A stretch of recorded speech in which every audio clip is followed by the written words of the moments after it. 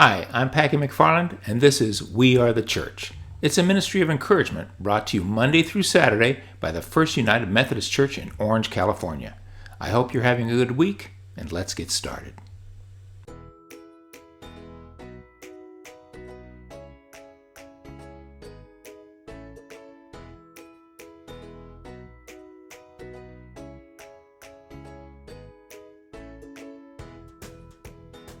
My friend's birthday falls on March 14th, just 3 days shy of St. Patrick's Day. So this is something he observed about the holiday. Through the years, many of his birthday parties have conveniently adopted a St. Patrick's Day theme.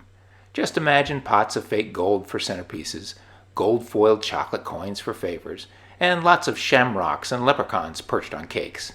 There's really no reason for me to imagine I have anything in common with Patrick, since my forebears are as much Scottish and English as they are Irish.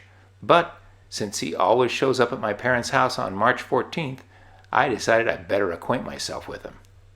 The first thing I learned was that he was far from a saint in his early years. Okay, so we had that in common. Patrick was a self-professed pagan and only found the Christian faith during a stint in prison. He studied in a monastery where he found his life's passion. Here are 8 things you might not have known about St. Patrick. 1. The patron saint of Ireland wasn't Irish. St. Patrick, the Apostle of Ireland, was actually born in what was then Old Kilpatrick, Scotland.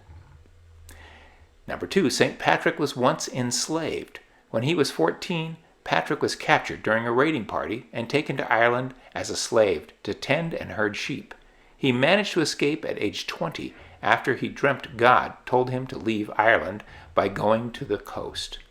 He was then able to persuade a group of sailors to bring him back to Britain, where he reunited with his family. Number 3. St. Patrick was led by a vision. Patrick had many dreams that spurred his decisions in life.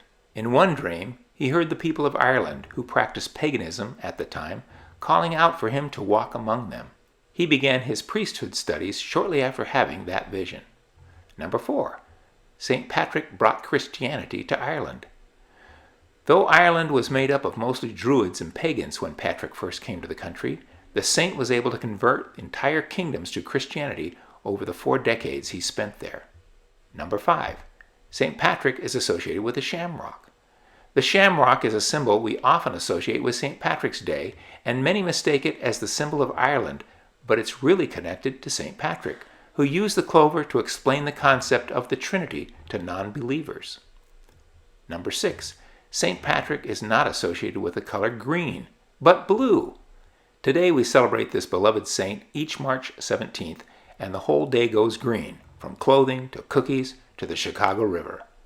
Though you might get a pinch if you're not wearing the country's signature green, the color used to represent the famous saint is actually blue. Several pieces of art depict the saint show St. Patrick sporting blue vestments. King Henry VIII once used a blue flag with an Irish harp to represent Ireland, and even now, blue can be found on country flags, coats of arms, and sports jerseys. Number 7. St. Patrick's life is steeped in various legends. There are quite a few legends surrounding the popular saint, including one that claimed Patrick was able to drive all the snakes out of Ireland.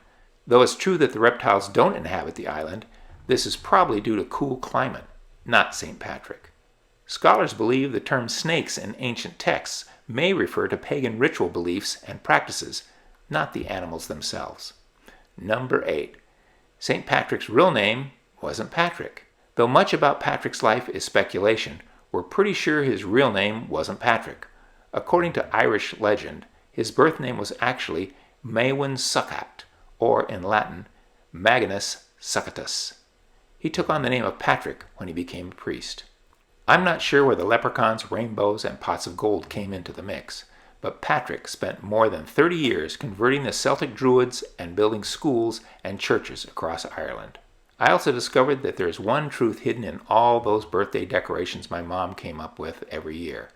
It was number 5 of the things I didn't know about St. Patrick. The green shamrock. History says that Patrick used the shamrock in his sermons as a visual to represent the Trinity, showing how the Father, Son, and Holy Spirit can all exist as separate parts of the same entity. Not a bad takeaway for a sermon or, for that matter, a birthday party. God, all I have to do is look and I can find you, not just in celebrations, but in everything I see and hear and do. Now, go and have a blessed day.